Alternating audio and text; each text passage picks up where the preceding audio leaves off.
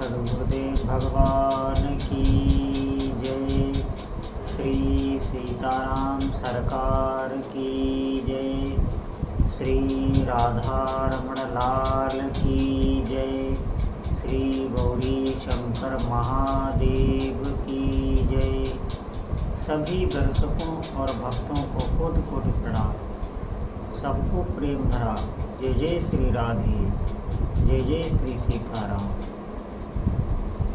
सभी भक्तों से प्रार्थना है, बहुत ही महत्वपूर्ण सत्संग है और जितने भी साधक हैं बहुत ध्यान से सुनेंगे। देखिए, हम मनुष्य जीवन में कोई भी कर्म करते हैं वो केवल सुख की इच्छा से ही करते हैं। कोई भी जीव क्यों न हो, किसी भी योनि का हो, वो भी केवल सुख की इच्छा से ही कर्मों में प्रवृत्त होता है। लेकिन जब उसे दुख मिलता है तो वो संशय में पड़ जाता है कि सुख कहाँ है। बहुत ध्यान से सुनना। और जब तक हमारे अंदर भोग इच्छा है तब तक आप समझें कि हमें भ्रमित ही रहना पड़ेगा, हमें माया के चक्कर में रहना पड़ेगा। वैसे माया भक्तों को प्रभावित नहीं करती, लेकिन किन भक्तों को? जिनके अंदर भोग इच्छा नहीं रही, उन्होंने इतना भजन किया कि उनकी समस्त कामनाओं का नाश हो गया। और ध्यान से सुनिए, भोग इच्छा हमारे भीतर होने से ही हमसे संसार के सभी कार्य होते हैं, लेकिन उनका अच्छा फल हमें नहीं मिलता।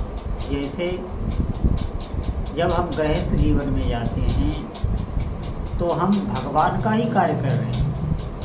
हमने पुत्र उत्पन्न किए, हमने जो भी धन संपदा इकट्ठी की, वो सब परिवार के कार्य में आ रही है। हम पुत्रों का पालन पोषण कर रहे हैं, हम घर गृहस्थी में सबका पालन पोषण कर रहे हैं, लेकिन अपने सुख की इच्छा से कर रहे हैं। ध्यान रखना, क्योंकि हमारे भीतर भोग इच्छा है, इसीलिए उसका फल हमें नहीं मिलता। और अगर यही हमारी धारणा बदल जाए, हम यही भगवान का मानकर भगवान की सृष्टि का हम कार्य कर रहे हैं, भगवान की सेवा कर रहे हैं, ये सृष्टि भगवान की है, तो हम जो भी पुत्र उत्पन्न कर रहे हैं, पुत्रों का पालन पोषण कर रहे हैं, घर गृहस्थी का पालन पोषण कर रहे हैं, तो वो भगवान की सेवा बनने लगती है। और उसका फल, उसके फल की इतनी महिमा है, कोई वर्णन नहीं कर सकता। उससे भगवान स्वयं मिल जाते हैं उस गृहस्थी को, जो इस धारणा का है कि ये सब भगवान की सेवा है। लेकिन ये धारणा आनी कठिन है, ये बातों में बहुत आसान है, इसको जीना बहुत कठिन है। क्योंकि हमारे भीतर खुद जब भोग इच्छा है तो हम अपने सुख से उन गृहस्थियों की सेवा करते हैं, अपने सुख के कारण। अगर आपको वहीं से दुख मिलने लग जाए तो आप फिर छोड़ने का मन बनाने लगते हैं, फिर वैराग्य आपके मन पर सवार होने लगता कि हम घर गृहस्थी छोड़कर भजन करें। क्यों? क्योंकि आपको वहाँ से दुख मिलने लगा। जो सुख आप चाहते थे, जो आप उनसे आकांक्षा किए हुए थे, उसके विपरीत जब परिणाम आने लगते हैं तो आपका मन भागने लगता है। इसका कारण है हमारे भीतर ही भोग इच्छा होती है, और ये भोग इच्छा इतनी जल्दी नष्ट नहीं होती है। इसीलिए हमें ईश्वर का साक्षात्कार नहीं होता, उसका सबसे बड़ा कारण यही है। जैसे हमारे भीतर भोग इच्छा है तो हम इंद्रियों से सुख लेंगे, क्योंकि हम अपने भीतर की, जो हमारे भीतर एक तरीके से जो एक खालीपन, रिक्त स्थान है, उसको हमेशा भरने की कोशिश करते हैं। आप देखना, कितना भी कोई बड़ा धनी मानी क्यों न हो, वो और मुझे मिले और धन मिले, इसकी आकांक्षा रहती है। वो अपने भीतर का रिक्त स्थान भरता रहता है। क्यों? क्योंकि उसके भीतर भोग इच्छा है। इसी प्रकार हम भी अपनी इंद्रियों से सुख लेते रहते हैं, और इसीलिए हम परिवार में मोहग्रस्त होकर जो सेवा करते हैं उसका हमें फल नहीं मिलता। और वही अगर हम अपना ये विचार बदल दें और भगवान का ही समझने लग जाएं, वास्तव में भगवान का ही है, ध्यान देना, ये परिवार, शरीर, इंद्रियां, मन, बुद्धि, ये जो भी दिया है वो प्रभु का ही है। इसीलिए हमारा उस पर कोई अधिकार नहीं होता।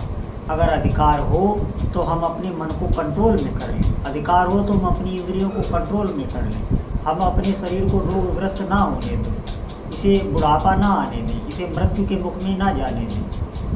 हमारा किसी पे भी अधिकार नहीं, लेकिन हम इस पर अहम किए हुए, मैंपन किए हुए। इसीलिए मेरा जो है, अगर आपके भीतर मैं है तो मेरा भी है, ये दोनों साथ साथ ही रहते हैं।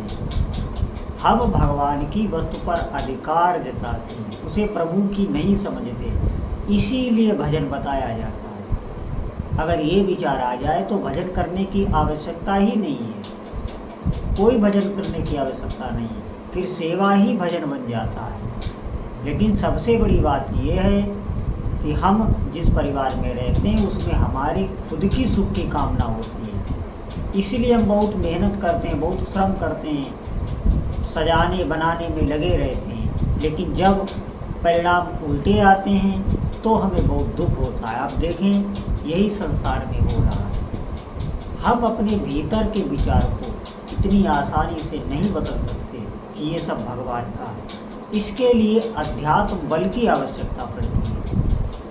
आपके भीतर आध्यात्मिक शक्ति होनी चाहिए, तब आप इस विचार में दृढ़ रह पाएंगे लंबे समय तक। नहीं तो अभी आपने ये सुन लिया और आप उसे ज्यों ही कोई समस्या आएगी आप उसे भूल जाएंगे, फिर आप वही उसी कर्मों में जो करते थे उसी में तन्मय हो जाएंगे। इस बात पर बहुत समय तक आप टिके नहीं रह सकते कि ये सब भगवान की सेवा है, ये पुत्र, मकान, घर, दुकान, व्यापार, नौकरी जो भी है ये सब भगवान का है। ऐसा आप हृदय से नहीं, दृढ़ निश्चय नहीं कर सकते। और अगर एक बार कर भी लिया तो आप उस पर बहुत लंबे समय तक टिक नहीं सकते, क्योंकि हमारे पास आध्यात्मिक बल नहीं है। इसीलिए सबसे सरल उपाय बताया जाता है, भगवान नाम जप। जीव से ही अधिक से अधिक भगवान नाम जप का आप अभ्यास करें, क्योंकि ये जो विचार है, ये जो भावना है, वो उसके लिए बहुत ही शुद्ध अंतःकरण चाहिए।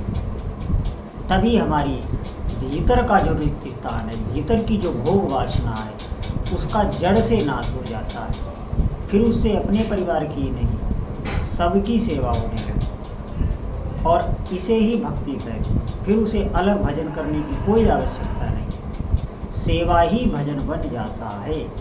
अपने घर परिवार में रहते हुए वो सिद्ध संत हो जाता है। इसलिए आप देखें, बहुत ऊंची कोटि के गृहस्थ भक्त हुए हैं, उनके भीतर ये धारणा नहीं रहती, वो मोह बस ये मेरा घर है, ये मेरा परिवार है, ऐसा उनके भीतर संकल्प नहीं रखता, वो प्रभु का ही समझते हैं। तो इस धारणा पर आने के लिए हमें अधिक से अधिक नाम जप करना होगा।